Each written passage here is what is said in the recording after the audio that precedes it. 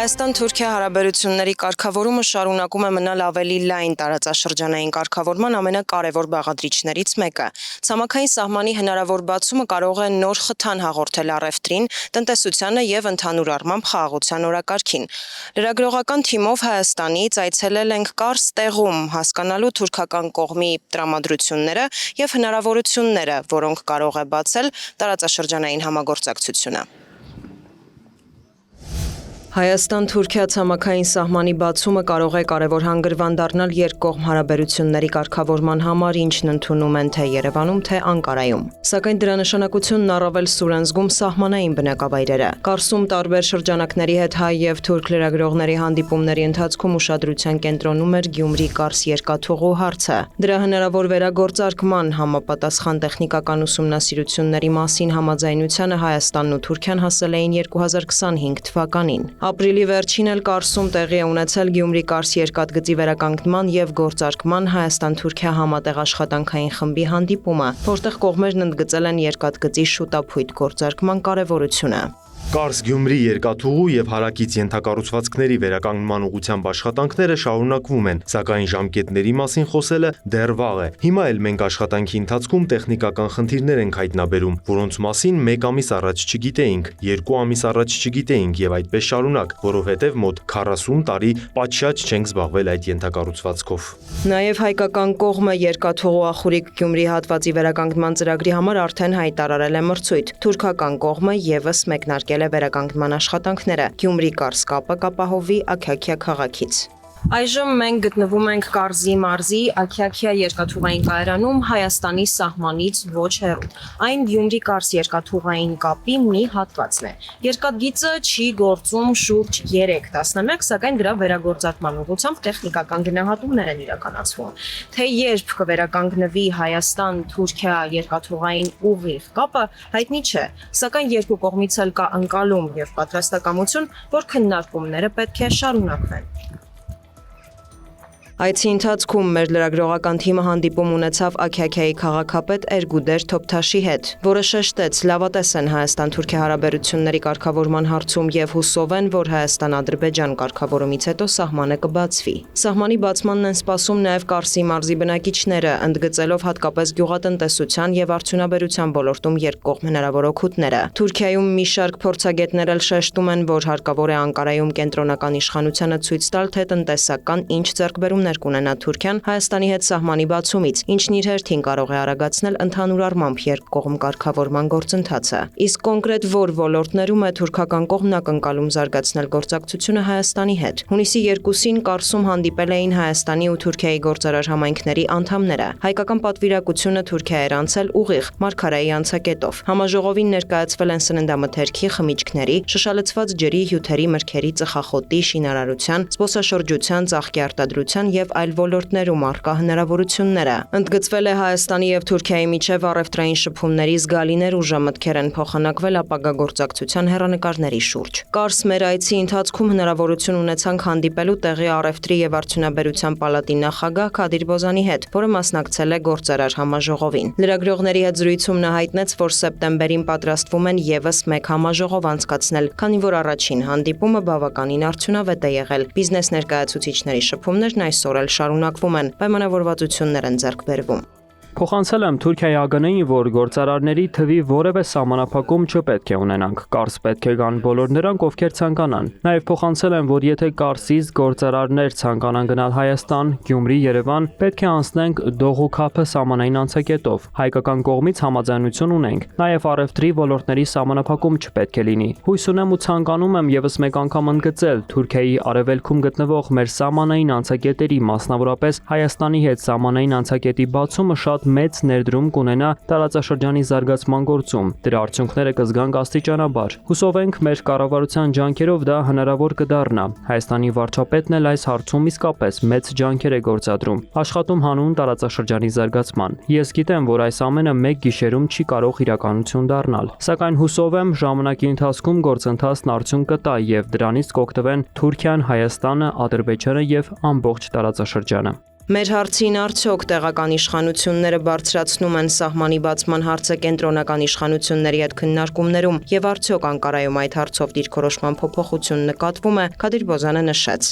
Այս հարցերն իհարկե քննարկվում են, տեղեկություններ են փոխանցվում բոլոր զարգացումների մասին, կա անկալում, որ դրանք դրական ուղղությամբ են ընթանում։ Աշխատանքները շարունակական են, Ալիջանի սահմանային անցակետի աշխատանքները գրեթե ավարտին են մոտենում։ Դողուքափ անցակետի հետ կապված աշխատանքներն էլ շատ ակտիվ առաջ են գնում, խոսքը հատկապես երկաթուղու եւ ավտոճանապարհի մասին է։ Նախատեսվում է, որ նախ կբացվի երկաթուղային գիծը, բայց ներկայումս տեղեկություններ են ստացվում, որ Դողուքափի ավտոճանապարհային հատվածը նույնպես կբացվի։ Իհարկե Սա ոչ պաշտոնական տեղեկություն է, սակայն երկու երկրների միջև անցկացվող բանակցությունների հիման վրա հավատացած ենք, որ դա երկար չի տևի եւ կարճ ժամանակում հուսանք արդյունք կունենանք։ Հավատացած եմ, որ շուտով լավ նորություններ կլինեն։ Կարսի առևտրի եւ արդյունաբերության պալատի նախագահի կարծիքով այս պահին Հայաստանի եւ Թուրքիայի միջև առևտրի ոլորտում լուրջ խոչընդոտներ չկան։ Առկա է զարգացման մեծ ներուժ եւ երկու երկրներն էլ ցանկանում են, որ տարածաշրջանը զարգանա։ Սահմանային անցակետերի բացումն անչափ կարևոր է եւ Թուրքիայի եւ Հայաստանի եւ ամբողջ տարածաշրջանի համար։ Դա մեծ ներդրում կունենա տարածաշրջանային առևտրի զարգացման գործում։ Հայաստանի հետ սահմանի բացումը նաեւ հնարավորություն կտա տարանցիկ ճանապարհներով հասնել կենտրոնական Ասիա։ Տարածաշրջանի համար դա շատ մեծ ձեռքբերում կլինի։ Նաև թուրքական կողմն ընդգծում է տնտեսական ակնհայտ դիվիդենդներից բացի Հայաստանը եւ Թուրքիան հարևաններ են եւ լավ հարաբերությունները առաջնահերթություն են։ Հայ-թուրքական սահմանի վերագործարկման համատեքստում խորհրդանշական կարևոր բաղադրիչ է Անի պատմական կամրջի վերականգնումը։ Մեր լրագրողական թիմն այցելել էր նաև Անի սահման, հնարավորություն ստանալով նկարահանել ավերված կամուրջը, որը վերականգնվելու դեպքում կարող է խթանել զբոսաշրջությունը։ Իդեպ օգոստոսի 4-ին Երևանում կայացել է Անիի կամրջի վերականգնման հարցերով Հայաստան-Թուրքիա համատեղ աշխատանքային խմբի արդեն երկրորդ հանդիպումը։ Կողմերն ընդգծել են ենթակառուցվածքի համատեղ վերականգնման մասին 2026 թվականի մայիսի 4-ին Երևանում ստորագրված արձանագրության կարևորությունը եւ պայմանավորվել շարունակել դրա շուտափույթ իրականացման ուղղված ջանքերը։ Չնայած տնտեսության, փոխվստահության ամրապնդման ոլորտներում օգուտներին, որոնք կարող է տալ ցամաքային սահմանի բացումը, այն շարունակում է փակ մնալ։ Թե Երևանը, թե Անկարան հայտարարում են, որ պատրաստ են եւ ցանկանում են արագացնել երկկողմ կարգավորումը, սակայն կարծիք կա, որ դրա գլխավոր խոչընդոտը Ադրբեջանն է։ Այս հարցը կքննարկենք թուրքագետ Նելի Մինասյանի հետ։ Տիկին Մինասյան, բարև ձեզ, շնորհակալ եմ մեր հրավերն ընդունելու համար։ Բարև ձեզ, շնորհակալ եմ հրավերի համար։ Տիկին Մինասյան, Կարսում, Անկարայում սովորական մարդկանց, փորձագիտական, լրագրողական, տնտեսագիտական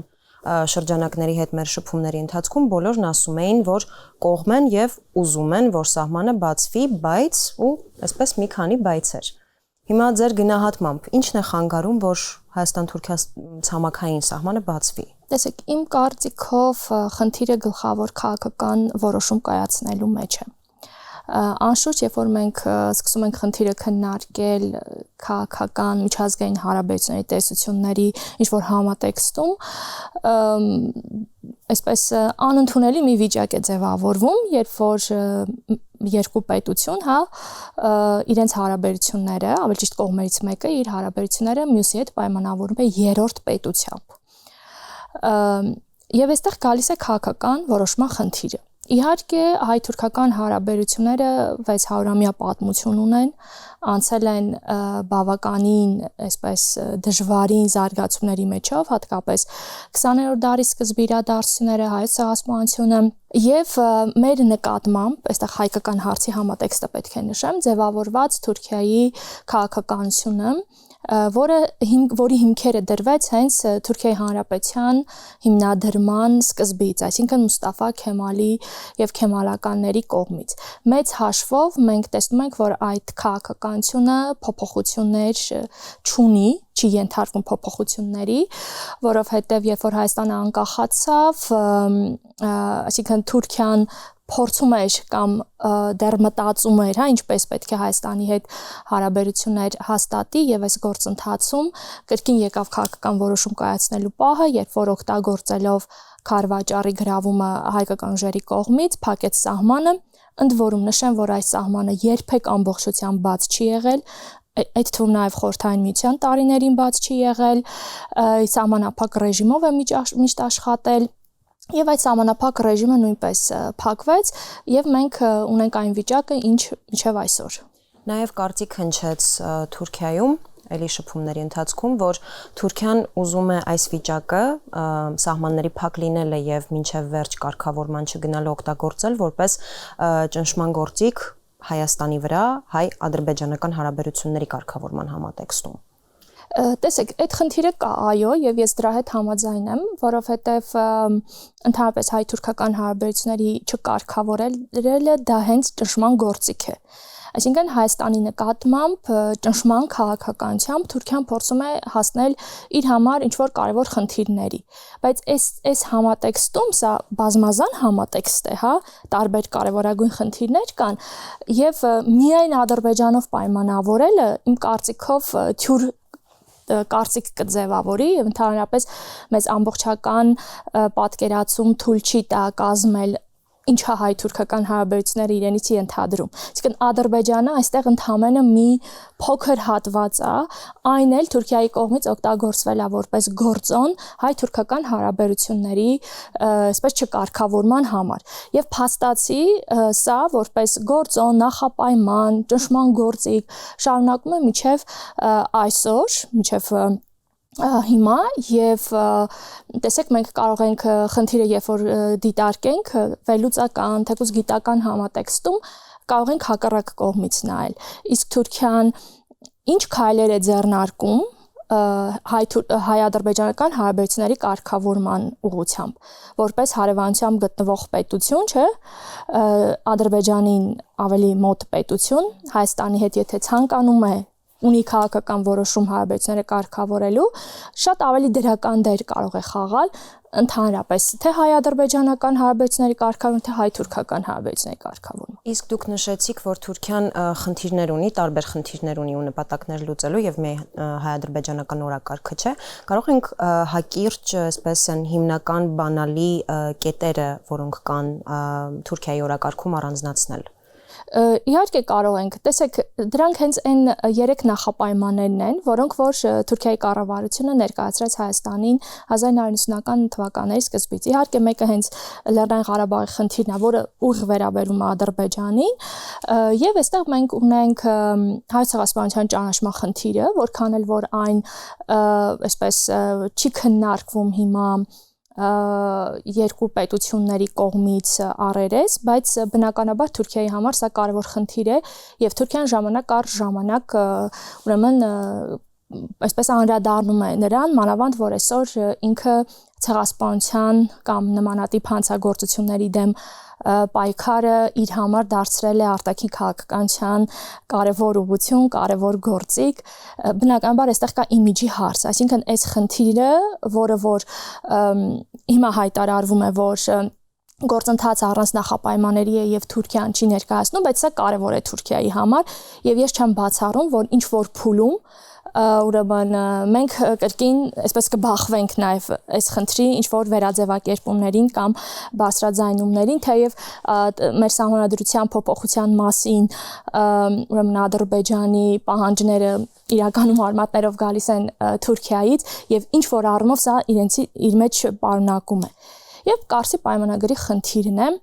որովհետև Կարսի պայմանագիրը երբ որ ստորագրվեց 1921 թվականին Մոսկվայի պայմանագրի արտացոլումն էր եւ մեր ժողովրդի կողմից դա ընկալվում է որպես ուրեմն մեր շահերը զոհաբերելու եւ Քեմալա այսպես բոլշևիկյան ուրեմն խնդիր դաշինք, որովհետեւ իսկապես Հայաստանը տարածքներ կորցրեց, մասնավորապես Կարսի մարզի մասին է խոսքը։ Այստեղ իհարկե կարելի է նաև Նախիջևանին անդրադառնալ, որովհետև դա տրվեց ուրեմն Թուրքիայի հովանավորությամբ Ադրբեջանին, այսինքն այս խնդիրների համատեքստը եւ տեսեք հիմա այսպես հարց է առաջանում ուրեմն անկախացումից հետո Վրաստանը եւ Ադրբեջանը ճանաչել են, վերահաստատել են Թուրքիայի հետ հարաբերությունների կառուցման համար Կարսի պայմանագիրը։ Մեր հետ կապված եղել են որոշակի քննարկումներ դեռ 90-ական թվականների սկզբից, մենք ինչ ենք անում, վերահաստատելու ենք Կարսի պայմանագիրը, որը փաստացի այսօր գործում է եւ այսօր հայ-թուրքական սահմանը, որի մասին մենք խոսում ենք, որը ուզում ենք բացվի, հենց այդ պայմանագրի արդյունք է, թե գնում ենք նոր պայմանագրի ստորագրման։ Այսինքն այստեղ կա երկու հարցի հետ կապված էլ նրբություններ եւ մեր կողմից եւ իրենց կողմից եւ սա նույնպես կարեւոր հարց է։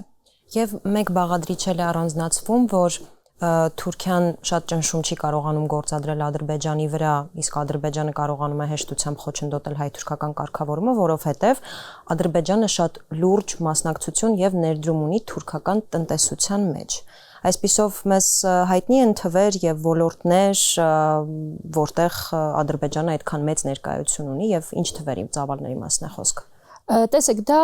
նույնպես ամենատարածված կարծիքներից մեկն է հանդիսանում, բայց դա ունի մի քանի նրբություններ։ Ես այսպես փորձեմ հակիրճ անդրադառնամ այդ նրբություններին։ Նախ Ադրբեջանի եւ Թուրքիայի ապրանքաշրջանառությունը եւ ընդհանրապես Ադրբեջանի ներդրումները Թուրքիայում ավելի ակտիվ տեսք են ստացել 2022 թվականից հետո 22-23, ընդ որում այս հատվածում կրկին այդքան մեծ չեն ներդրումները, 24-ին է ամենամեծ ներդրումները եղել, եւ այդ եթե այսպես դիտարկենք, թե որերորդ տեղում է Ադրբեջանը, ապա սա միակ տարին է 2024-ը, որ Ադրբեջանը 5-րդ տեղում է եւ իր ծավալները ընդամենը 6.2% են ընդհանուր Թուրքիայում կատարված ներդրումների մեջ, այսինքն իրականում այդքան մեծ չէ սա։ Բայց հիմա գանք ոլորտներին։ Ադրբեջանը Թուրքիայում ներդրումները կատարում է հիմնականում ռազմավարական կոչված ոլորտներում, դա էներգետիկ ռեսուրսներն են։ Այսինքն այստեղ մեծ տեղ է հատկացվում հատկապես սոքարին, ընդ որում, երբ որ մենք նայում ենք Ադրբեջանի ընդհանուր ներդրումները 2025 թվականի դրությամբ 20 միլիարդ դոլար են, որից 18 միլիարդը հենց սոքար Թուրքիային է ուրեմն պատկանում։ Եվ միանգամից նշեմ, որ գրեթե այդքան էլ թուրքական ներդրումներն են ուրեմն Ադրբեջանի տարածքում։ Բայց այստեղ խնդիրը միայն այդ նրբությունը կայանում է ոլորտի մեջ, որ այստեղ ռազմավարական ոլորտում է ներդրումը, այսինքն էներգակիրների, որի կարիքը Թուրքիան շատ մեծ ունի, եւ այստեղ ուրեմն ոլորտը հիմնականում նավթա վերամշակման գործարաններն են, էսա ամենամեծ ոլորտը եւ սոքարի հովանտակ է գտնվում, այնտեղ նավթային ու քիմիական արտադրության ոլորտ կա եւ բնականաբար լոգիստիկան է, որ ադրբեջանական նավթը հատկապես թանապով գնում է Թուրքիայի տարածքով դեպի Եվրոպա։ Այսինքն այստեղ ամբողջ խնդիրը ոչ թե ծավալի մեջ է, այլ ոլորտի մեջ է, այսինքն սա է առանձնահատկությունը, որ ռազմավարական ոլորտ է, բայց այստեղից գալիս է նաև խնդրի երկրորդ կողմը։ Այսինքն Թուրքիան դա այդպես թողել է որպեսզի լինի, որտեղ մենք էլի եթե ուրիշ էներգետիկ պահանջարկ ենք տեսնում, օրինակ տեսեք, զուտ համեմատության համար Թուրքիան էներգետիկ ռեսուրսների ներկրմամբ, հատկապես գազի 40% կախվածություն ունի Ռուսաստանից, բայց այդ հարաբերությունները այդ մակարդակում չեն, չէ՞, եւ այս դեպքում կարող ենք ասել Ռուսաստանը կարող է ազդել Թուրքիայի որոշումների վրա, բնականաբար չկա նման որևէ դիտարկում։ Եվ այնտեղ գալիս է նաեւ այլ քաղաքական մեխանիզմներ, որոնք որ Ադրբեջանը չի ձևավորել Թուրքիայի ընդհանուր քաղաքական համակարգի վրա ազդեցություն գործելու համար։ Այստեղ նաև կա երկրորդ կարևորագույն նրբությունը, որ շատ խնդիրների հետ կապված, հատկապես հարավային Կովկասում եւ նաեւ դեպի կենտրոնական Ասիա, դեպի թուրքական աշխարհ Ադրբեջանի դերը, այսինքն փոխադարձ ռազմավարական հետաքրքրություններ են դրանք ներկայացնում։ Եվ իմ խորին համոզմամբ, այս եթե ավելի մանրամասն դետալներով վերլուծենք, իրականում Թուրքիայի ռազմավարությունն է այս ամբողջը եւ ոչ թե Ադրբեջանն է կարողանում ազդել Թուրքիայի կայացած որոշումների վրա, որտեղ սովորաբար փոքր պետությունները հատկապես այդ խորհրդային պետությունները առանձին ռազմավարություններ որպես այդպիսին չունեն։ Իսկ Թուրքիան մեր տարածաշրջանում ինքը ճիշտ է միջին պետություն է, բայց ակնհայտորեն ունի ռազմավարություն։ Նաև Տիկին Նինասյան հիշում ենք, որ նախագահական ընտրությունների ժամանակ Թուրքիայում Ադրբեջանը քաղաքական աջակցություն ցուցաբերեց Էրդողանին, Թուրքիային, նախ կցանկանայի հասկանալ այդ աջակցության բնույթը, ինչու էր կայանում, ու նաև ականատեսնենք, որ Ադրբեջանը փորձում է ինչ-որ ձև նաև Թուրքիայում ազդել հանրային կարծիքի վրա, օրինակներ են եղել, երբ որ մամուլի միջոցով է այդ ամեն ինչը արվել։ Տեսեք, այո, երկուսն էլ կա, բայց ես առաջինի հետ կապված խոսեմ, երբ որ նախագահական ընտրություններն էին, Ալիևը գնաց, այնտեղ բաց այդ աջակցություն, եւ գիտեք, երբ որ ես այդ ժամանակ նայում էի մամուլը սոցիալական ցանցերը, իրականում շատ զավեշտ տալի էին վերաբերմունքը, որ հաստատ Ալիևի առաջարկով չէ, որ Էրդողանը կարող է ընտրվել։ Այսինքն սա ուղղակի պետք է դիտարկել որպես ընդհանուր, այսպես քաղաքականության ուրեմն մաս։ Հիմա տեսեք, եթե մենք հակառակը պատկերացնենք, եթե Էրդողանը գար Ադրբեջան, հա, Ադրբեջանի ընտրություններին պաշտպաներ X թեկնածուին, սա արդեն կլիներ միջամտություն այդ երկրի ներքին գործերին, որովհետև այնտեղ թուրքական ներկայությունը տարբեր ոլորտներում, հատկապես ռազմական ոլորտում, մյուս ոլորտներում բավականին մեծ է, բայց այստեղ մենք հակառակ պատկերը չունենք։ Դրա համար սա մենք ուղղակի դիտարկենք այսպես ճակերտավոր մեր ազգ, երկու պետություն այս սրա շրջանակներում եւ առանձնապես թե Ադրբեջանում եւ թե Թուրքիայում էլ հասկանալի էր, որ նա առանձնապես գործընթացների վրա ազդեցություն ունենալ չի կարող։ Ինչ վերաբերում է ադրբեջանցի թեկնածուին, որը որ հենց այդ ժամանակ դրեց։ Գիտեք, սա էլ է շատ հետաքրքիր։ Նախ նշեմ, որ նա մեծ հաշվով ուղղակի նրա գործունեությունը այնքան էր, որ ծագումով ադրբեջանցի էր, իսկ Թուրքիայի արևելյան հատվածում, հատկապես Իգդիրում, շրջակայքում կան բավականին թվով ադրբեջանցիներ։ Հետաքրքիր էր, որ նրան շատ կապեցին Ադրբեջանի հետ, բայց տեսեք, այս մարդը կրթություն էր ստացել Ռուսաստանի Դաշնությունում։ Եվ բնական նա ազգայնական շրջանակներն էր ներկայացնում եւ Թուրքիայում ընդհանրապես ազգայնական շրջանակները բավականին ուժեղ են եւ բավականին այսպես մի քանի խմբերում են, օրինակ ազգայնական շարժում կուսակցությունը, այդ Գորժ գայլերը, պանթյուրքիստները, որոնք որ հենց Էրդողանի հիմնական հենարանն են հանդիսանում վերջին շրջանում։ Այսինքն շանսեր չուներ եւ սա, չգիտեմ, դեռ կարելի է քննարկել, թե որ տեքստում կարելի է ավելի շատ դիտարկել։ Իսկ ինչ վերաբերում է մեդիային, տեսեք, այո, Թուրքիայում կա ադրբեջանական ֆինանսներով մեդիա, եթե չեմ սխալվում, ընդամենը մեկի մասին է խոսքը, կամ կարող են ունենալ նաև բաժնե մասեր, նաև այլ հատվածներում, բայց կրկին, եթե դա Թուրքիայի ընդհանուր քաղաքականության համատեքստում չտեղավորվի, բնականաբար այդ մեդիաները չեն գործելու, որովհետև վերջին շրջանում հատկապես Թուրքիայում շատ խիստ, այսպես սահմանափակումներ եղան, այսպես փուլերով, հա, երբ որ ասում են վերջին տարիներ նկատի չունեն վերջին միայն 1-2 տարին, ուրեմն մեդիայի նկատմամբ եւ բոլոր խոշորագույն մեդիաները, տեսեք, Թուրքիայում ընդհանրապես ընդդիմությունն էլ է շատ ինստիտուցիոնալացված եւ ունի իր այդում նաեւ մեդիա ռեսուրսները բավականին մեծ։ Այսինքն, եթե այս երկուսի արանքում են դնում, դա չերևացող բան է ու կարծիք չի կարողանում ձևակերպել։ Եվ այստեղ կա ընդդիմությունը, որը այսօր բավականին թուլացած վիճակում է եւ շատ մեծ հատված, որը հենց իշխանամետ է կամ գտնվում է իշխանության տարբեր ներկայացուցիչների վերահսկողության տակ։ Տեսեք, առանձին խնդիրներ կարող են նրանք այսպես ներկայացնել դաշտում, այո, կարող են։ Մանավանդ որ թուրքական շատ ռեսուրսներ նաև աշխատում են Ադրբեջանի հետ միասին, օրինակ նույն Անադոլու Աժանսն եւ այստեղ ունեն ռուսերեն հավելվածներ, փորձում են թուրքախոս մյուս երկրների հետ աշխատել, նկատի ունեմ Կենտրոնական Ասիայի, այսինքն սա շատ մեծ դաշտ է ու այսպես միակողմանի ասել, որ Ադրբեջանը կարող է այս դաշտի վրա ազդել իր ուրեմն նարատիվները տարածելով, կրկին խիստ վիճելի է։ Հասկանալի է։ Ու վերջին թեզը, որ կուզեի շեշտեինք, թեև անդրադարձանք ամեն դեպքում, բայց նորից կենտրոնանանք մի քիչ դրա վրա, Անկարայում այսպիսի մի կարծիք հնչեց, որ Թուրքիան ամեն դեպքում այս պահին չի կարողանում շատ ազդել ու ճնշել Ադրբեջանի վրա